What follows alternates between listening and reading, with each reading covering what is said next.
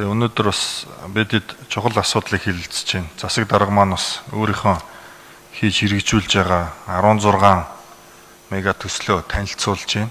Тэгээд иргэдэд төлөөлж байгаа бид хэд маань 18 мөлөө сууж байна. Тэгээд ажил ихтэй байгаа юм шиг байна. Зарим нь бас ойлгож байгаа.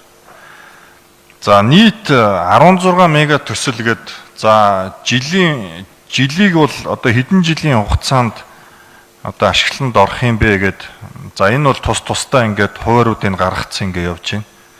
Тэгээ би бол хот дээр нийт хэдэн дүүргэний 16 мега төсөл маань одоо сая үн өртөг нэмэгдээгүйгээр гэсэн үг. Одоо хамгийн сүүлийн байдлаар гэсэн үг тий. Хэдэн дүүргэний одоо нийт төсөв гэж гарч ирж байгаа вэ? За мэдээж энэ дээр бол одоо дандаа доллараар тавьсан байна. За энийг нэгдүгээр тодруулахыг хүсэж байна. Хоёрдугаарт нийслэлийн хөрөнгө оруулалтын одоо бидний баталдаг төсөв нэг жилдээ нэг дунджаар нэг 2 их 80 орчим байгаад шиг байна. Тэгэхээр энэ бидний одоо ирэх 2027 оны 2028 оны за ингээд түүнээс хойших гээд хөрөнгө оруулалтын төсвийг бид нэр жилдээ хэд болгож одоо өсөх юм бэ? За өөрөөр хэлбэл одоо нэг юм харьцуулсан тоонуудыг яваад байгаа шүү дээ. 2012-оос 2016 онд нийслэлийн төсөв одоо Батуул хотын даргаыг удирдах хахад хөрөнгө оруулалт бол одоо нэг жилдээ нэг 250 саяас нэг 400 одоо 50 саяын хооронд байсан энэ гэж ярьдаг тийм үү. Гэтэл өнөөдөр бол 2 их 80. Гэтэл ойрын одоо 10 жил энэ төсөл хөтөлбөрүүд хэрэгжээд дуустал энэ хугацаанд нийслэлийн өөрийн төсвийн хөрөнгө оруулалт хэд болж одоо жилдээ нэмэгдэх юм бэ? Тэр одоо тооцоо судалгаа гэж байгаа юу? Нэгдүгürt. Хоёрдугаарт энэ бидний баталж байгаа хөрөнгө оруулалтын зардал 2 их 80 маань энэ одоо төсөл хөтөлбөрүүдийг хэрэгжүүлэхэд хүрх юм уу, хүрэлцэхгүй юм уу? Бид нар дээр ямар одоо энэ нийслэл зөвхөн нийслэлээр ачаал бос байдлаар улсаас ямар одоо дэмжлэг тусалцаа авах юм бэ? За мэдээж энэ төр хувийн хвшлийн түншлэл гээд компаниуд тодорхой хэмжээний санхүүжилтээ гаргаад ингээд оролцоод явж байна. Гэхдээ эн чинь ялгаагүй үр шүү дээ. Үр болоод ингээл ирээдүгээс бид нар одоо бас тодорхой хэмжээний одоо тий цаг хугацаанд хэмнэж байгаа болохоос ялгаагүй үр ингээл үүсэл явж гин гэсэн үг. Тэгэхээр энэ төлөв мэдээллийг авъя. За дээрэс нь энэ хот дээр хэрэгжиж байгаа энэ 16 мега төслийн сонгон шалгаруултыг хэн хариуцж хийж байгаа вэ?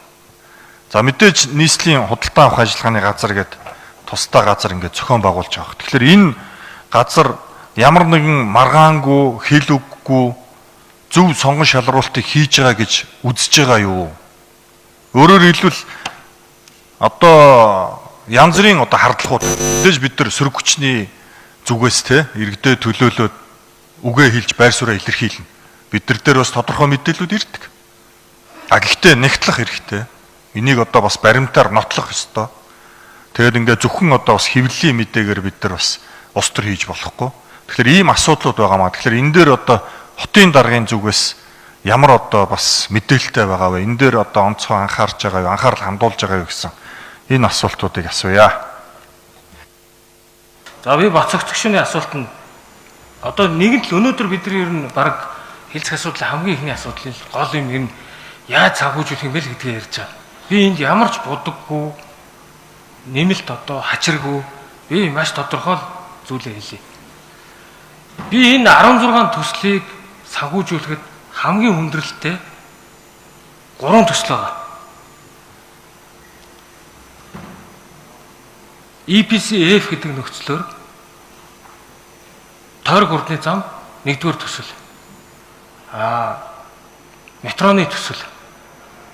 За лаг шатаах үйлдвэрийн төсөл гэсэн. За 4-р нэг том төслөл туул усан сан гэдэг ийм төсөл байгаа. За энэ бусад 12 төслийн тухайд бол энэ өөрөө ингээд эдийн засгийн эргэлтэнд орох бүх шийдлүүд бид нар гаргацсан. Зөвхөн өнөөгийн яг одоо бодит төртгөр бол нийтдээ 31.1 их 80 төгрөгийн төсөв төртөгтэй. За үүний одоо бид нар нийслэл Улаанбаатарт хариуцах хэсгүүд бол EPCF гэдэг нөхцөлтөө төсөл дээр 15%-ийг 85%-ийг бол санхүүжүүлэгч байгууллагуудтай харьцаад явахаар ингэж төлөвлөж байгаа. Тэгээ бид нар ерөөсөө бүх бооцоогоо энэ 2 жилийн хугацаанд уг нь туул дээр тавьсан. Туулыг бид нар 2 жилийн хугацаанд ингээд санхүүжүүлээд гараас гаргачих юм бол туул нь өөрөө эргээд EPC-F гэдэг нөхцөлтэй төслүүдийнхээ 15 жилийн хугацаатай эргэн төлөлтүүдийг өөрөө төлөөд дараагийн тойрог зам нь ашиглалтанд орохоор мөн одоо өөрийнхөө эдийн засгийн эргэн төлөлтийг хийх л ийм агуулгатайгаар одоо төлөвлөсөн. За бид нар Таранбайн дээр бол төр хувийн хвшлийн түншлэлээр зарлж үзсэн. За нэг компани одоо зүгээр сонирхцгоо гэж байгаа боловч яг бодит илэрхийлэг байгаа. За үлдсэн нэг төсөл дээр нь бол бид нар та бүхэн мэдж байгаа хэдүүлээ төсвөө тавиад энэ жил 30% санхүүжилтийг тавиад EPC-F-ээр энэ сард одоо хаагдахаар ингээд төлөвлөд ажиллаж байгаа. Тэгээд Улаанбаатар хотын ер нь том энэ мега төслүүд дээр би саяны 4 хүндрэлтэй одоо F буюу санхүүжүүлэгч гарч ирэхэд хүндрэлтэй байгаа 4 төсөл бийг л нэрлэлээ. Бусдууд нь ямар ч уг нь одоо тийм асуудалгүй явж байгаа. Жишээлбэл юуны төсөл биш BRT-ны төслүүд угаасаа Азийн хөгжлийн банкны санхүүжилттэй, дүүжин тээврийн Францын засгийн газрын санхүүжилттэй, ТЭЦ-5 төр хувийн хвшлийн түншлийн 2080 орцтой эргээд бид нар 34-66 100% гэсэн нөхцлөөр ингээд явж байгаа. Төр хувийн хвшил дээр сая Бацогт төлөөлөгчийн үгэн дээр нэг зүгд гаргашууллаа. Төр хувийн хвшлийн түншил дээр эргээд өр үсэхгүй. Яг тэгвэл тариф үйлчлэгээр өөрөө санхүүжүүлсэн байгууллага нь өөрийнхөө зардлыг нөхөд тодорхой хугацаанд концессион эзэмшил дуусгаараа бидний шилжүүлж өгөх ийм л агуулгатай төслүүд байна. Энэ 4 төсөл дээр би дандаа оролдлогод хийж байгаа. Дугаалгах юм бол туул усан сан зохицлоор эхлээд тэзүүгөө банк эбл болгочихё.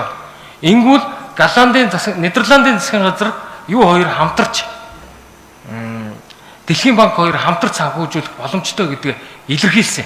Сүүлийн жилүүдэд бас Дэлхийн банк манад энэ дэд үтсийн салбаруудад тодорхой хөрөнгө оруулалт гэдэг ийм байр суурь байгаа. За хоёр дахь хүндрэлтэй төслүүдээр лаг шатаах үйлдвэрийн төсөл буюу ойролцоогоор нэг 140 орчим сая Америк долларын төсөвтэй энэ төсөл дээр би Хятадын Экзим банкнд сангийн яамаар дамжуулж бичгээ хөргүүлсэн. Хятадын Экзим банк санхүүжүүлэх боломжтой гэж үзэх юм бол бид нар 15% гаргаад ингээд явчихна.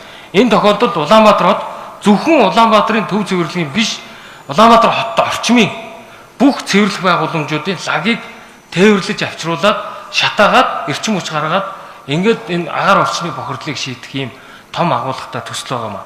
За метроны төсөл дээр бол нэлээд хүндрэлтэй байна. Яг тэгвэл том дүнтэй үүний 500 нийтдээ эн чинь 2.4 тэрбум долларын 500 сая Америк долларыг нь юу даая гэсэн. EBRD энэ шийдвэрүүд нь баг гарч байгаа. За үлдсэн 1.9 дээр бид нар China Exim, Korea Exim, бусад экзимүүдтэй F нөхцлөөр одоо тендерээ зарлчаад ингээд тодруулгууд аваад хойшлоод хугацаа сунаад байж байна. Зүгээр товчхонтой хэлэхэд бол энэ бусад улс орнуудад ийм том төслийг нээлттэй сонгон шалруулалтаар биш нөгөө урлаг хөргүүлэх аргаар дэлхийн томоохон инженерингийн компаниудад хөргүүлд юм байл.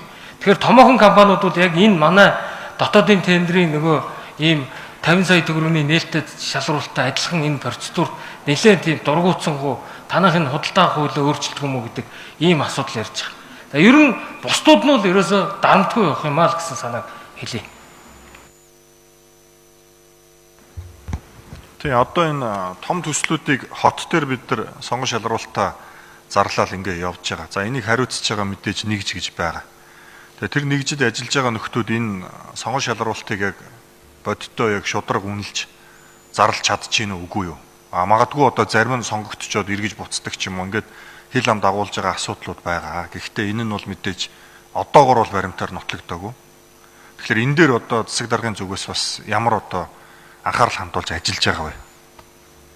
Би энэ төрийн худалдаа ажиллагаатай холбоотой асуудал дээр нэлээд бас одоо чиглэл буюу хамгийн одоо тэр шудраг хямд үний аргаар шалгаруулах ёстой шүү гэдэг зүйлийг л удирдах ажлын зөвлөгөөн дээр 14 хоног тутамд би одоо хариуцсан албан шалтнууд хэлж байгаа. За өнөөдрийн байдлаар манай тендерийн нийт зарлалт 95%-тай явж байгаа. Би энийг бол одоо нэг 90 орчим хувьтай амжилттай болно гэдэг итгэлтэй байгаа 5 сарын 31-ээс өмнө. 5 сарын 31-ээс өмнө. За одоогийн байдлаар өнгөрсөн жил сангийн яамд хамгийн бага түүхэндээ нийслэлийн тендер сонгон шалруулалттай холбоотой хамгийн бага гомдол өнгөрсөн жил сангийн яамд гарсан. Би энэгээр юу хэлж байгааг бол манай тендерийн тухай хуулийн үндсэн одоо сонгон шалруулалтын арга болгох баг үний аргаар одоо дийлэнх тендерүүд шалгарсан тендерийн одоо ирүүлсэн материал иж бүрэн байсан гэдэг ийм одоо тал руугаа илүү ахиц гарч байна гэж ойлгож байгаа. Авилгатай тэмцэх газраас бид нар холбогдох сургалтуудыг цаг тухайд нь соён гэрэл хэлцүүдээс авж байгаа. За энэ жилийн одоо үр дүнгуудыг би гарсны дараа бас 5 сарын 31-нд тасалбар болгоод гэрээ хийсэн үр дүн гарсан ажлуудын талаар та бүхэнд танилцуулъя. Өнгөрсөн жил манай нийслэлийн төрийн сангаас худалдаа авах ажиллагааны ажлын гүйцэтгэлд 2.5 их найт төгрөгийн гүйцэтгэл гарсан. За ингээд энэ бол одоо бид нар анх удаага ийм гүйцэтгэл гаргаж байгаа. Энэ жил бид нар бас энэ дүнг одоо энэ дүнд нь хүргэх ийм төлөвлөгөөтэй ажиллаж байгаа. Гэвч зарим төслүүд маань одоо зогссон байгаа учраас энэ дүнд хүрэхүүгүй юу гэдгийг хэлж мэдэхгүй байна. За нийслэлийн төсвийн орлогыг түрүүн бас золтой төлөөлөгч бацаг төлөөлөгчөнд дурж асуулаа. Өнөөдрийн байдлаар нийслэлийн төсвийн орлогын төлөвлөгөө нэг 80 гаруй хувьтай явж байна. За тодорхой дүүргүүдийн төвлөрүүлэх орлого дээр бас жоохон таслалууд үүсэж байгаа талууд бий.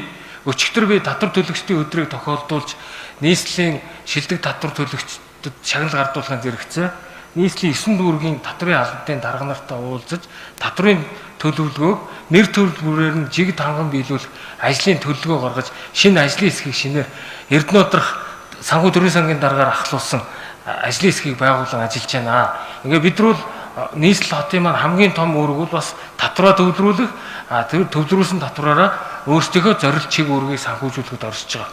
Том төслүүдийн хувьд бол би маш тодорхой хэлсэн экзимийн F одоо бусад нөгөө EC байгууллагуудын F гэдэг үйлчилгээтэй тендерүүдээс бусад тендерүүд дээр бол санхүүжилтийн хувьд бид нар 2030 он хүртэл нийслэл Улаанбаатар хотын орлогын төлөвлөгөө түүний одоо төлөвлөгөө гаргаж харсны үндсэн дээр энэ 16 төслийг санхүүжүүлэх боломжтой гэж бид шийдвэр гаргаж ажиллаж байгаа.